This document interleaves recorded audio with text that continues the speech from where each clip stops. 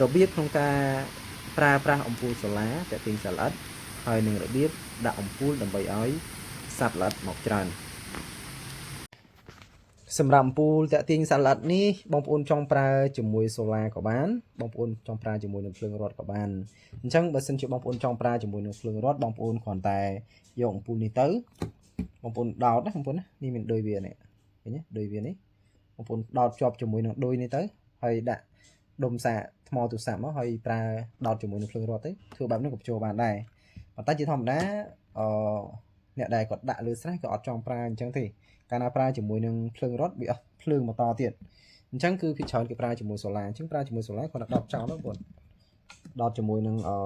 នេះកន្លែងវានេះដោតចោលទៅវានឹងចូលភ្លើងអូតូហើយអញ្ចឹងបងប្អូនចុចកន្លែងអូតូនេះទៅនេះមានកន្លែងចុចនេះចុចលើអំពូលអូតូទៅវានឹងដល់ម៉ោងភ្លឺវានឹងបិទខ្លួនឯងហើយពេលល្ងាចវានឹងភ្លឺដោយខ្លួនឯងអញ្ចឹងអូតូអញ្ចឹងនៅពេលដែលមានសត្វល្អិតមករោមអំពូលនេះវានឹងធ្លាក់ចូលក្នុងអាងត្រីឬក៏ស្រះត្រីរបស់បងប្អូនហើយបើសិនជាករណីបងប្អូនប្រើតែអំពូលនេះអត់ប្រើសូឡាបងប្អូនយកទៅសាកថ្មជាមួយនឹងភ្លើងរត់នៅពេលដែលបងប្អូនបើកចុចកន្លែងនេះបងប្អូនកន្លែងក្រហមនេះចុចនេះទៅឃើញទេចុចទៅភ្លឺបងប្អូនហើយនៅពេលដែលត្រូវការបិទទៅចុច3ដងបិទបងប្អូនអញ្ចឹងបងប្អូនចង់ប្រើជាមួយសូឡាក៏បានប្រើជាមួយនឹងភ្លើងរត់ក៏បានប៉ុន្តែសម្រាប់ឈុតនេះឈុតដែលលក់រងថ្ងៃនេះគឺអត់មានលក់តែអំពូលទេលក់គឺភាគច្រើនគឺទៅទាំងឈុតហើយតកតងជាមួយនឹងការរៀបបើសិនជាករណីអាងរបស់បងប្អូនទីតាំងដែលបងប្អូនត្រូវដាក់ហ្នឹងណាទីតាំងវាលបងប្អូនដាក់ទៀបក៏បានដែរតែបើសិនជាករណីនៅតំបន់ដែលអត់ស៊ឺវាលតាមជាច្រើនបងប្អូនអាចរៀបពីរមួយខ្ពស់មួយទាបធ្វើបែបហ្នឹងគឺឃើញថាបានផលច្រើនហើយតកតងជាមួយនឹងការប្រើអំពូលតាក់ទាញសត្វល្អិតនេះបងប្អូនមិនអាចកំណត់ថាឲ្យតែបងប្អូនប្រើដឹងតែសត្វល្អិតមកច្រើនមិនអាចកំណត់បែបហ្នឹងទេបងប្អូនបើនិយាយទៅតកតងជាមួយនឹងសត្វល្អិតនេះវាមកច្រើនតាមរដូវបងប្អូនតាមរដូវតាមយប់ហើយវាអាចមកច្រើនឬក៏មកតិចតាមតំបន់ដែរ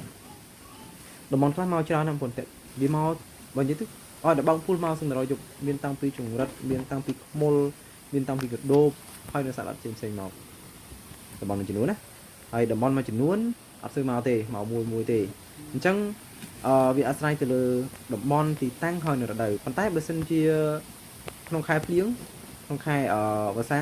ភាគច្រើនគឺសបោមកដោយសារខែហ្នឹងវាមានដំណាំច្រើនមានទឹកច្រើនអញ្ចឹងសបោហើយសម្រាប់ខែប្រាំងមានរៀងតិច